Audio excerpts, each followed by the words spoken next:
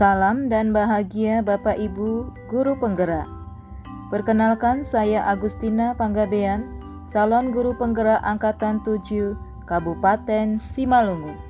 Izinkan saya untuk memaparkan kesimpulan dan refleksi pemikiran Ki Hajar Dewantara pada modul 1.1 koneksi antar materi. Pendidikan adalah tempat persemaian benih-benih kebudayaan dalam masyarakat. Tujuan pendidikan yaitu menuntun segala kodrat yang ada pada anak-anak agar mereka dapat mencapai keselamatan dan kebahagiaan yang setinggi-tingginya, baik sebagai manusia maupun sebagai anggota masyarakat.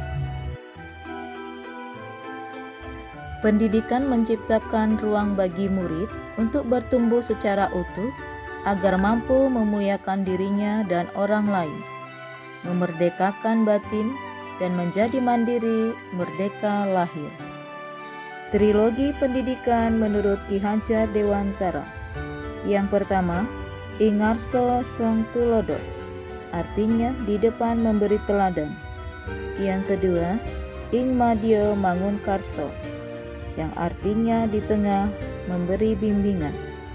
Ketiga, Tutwuri Handayani, yang artinya di belakang memberi dorongan. Sebelum mempelajari modul 1.1, pembelajaran yang saya lakukan, ketuntasan dalam penyampaian materi lebih penting daripada memahami karakteristik murid. Saya hanya menilai siswa dari aspek kognitif saja. Misalnya, jika saya memberikan tugas atau ulangan, jika nilainya sudah mencapai KKM, maka saya menganggap bahwa pembelajaran itu sudah berhasil. Selain itu, pembelajaran yang saya lakukan hanya berpusat pada guru, dan murid hanya sebagai objek pembelajaran.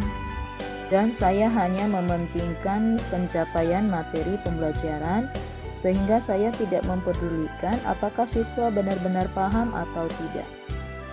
Dan saya hanya meminta siswa menghafal materi pembelajaran. Lalu setelah melakukan evaluasi, banyak siswa yang tidak tuntas. Nah, sekarang apa yang berubah dari pemikiran atau perilaku saya setelah mempelajari modul 1.1 ini?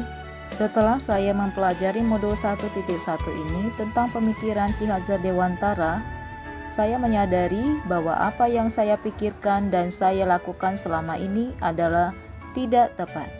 Murid sebagai subjek pembelajaran juga diberikan kebebasan untuk berekspresi, mengeluarkan pendapat, dan berkreasi sesuai dengan media pembelajaran ataupun metode pembelajaran.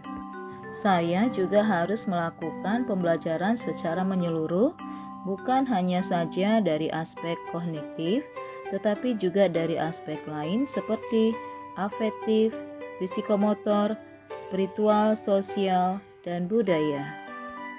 Saya harus mempelajari karakteristik murid, di mana setiap anak lahir dengan keunikannya masing-masing. Anak bertumbuh sesuai dengan tuntutan alam dan zamannya sendiri.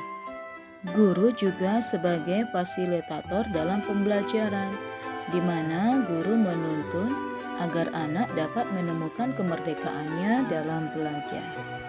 Yang dapat segera saya terapkan dalam pembelajaran di kelas antara lain, saya harus mengenali karakter dan latar belakang murid dengan menjalin komunikasi yang baik. Saya juga harus menerapkan pembelajaran abad 21 sesuai dengan pemikiran Ki Hajar Dewantara, yaitu berpikir kritis, kreatif, komunikasi, dan kolaborasi. Selain itu, saya juga harus merancang pembelajaran yang interaktif dan menyenangkan dengan melibatkan murid sebagai pusat pembelajaran atau pembelajaran berpihak pada murid. Selain itu, pembelajaran tidak lagi menuntut, tetapi menuntun, di mana seorang pendidik harus memberikan tuntunan agar anak dapat menemukan kemerdekaannya dalam belajar. Saya juga harus bisa menjadi suri teladan, baik dalam perkataan maupun perbuatan. Ingat bahwa setiap orang dapat menjadi guru dan setiap rumah dapat menjadi sekolah.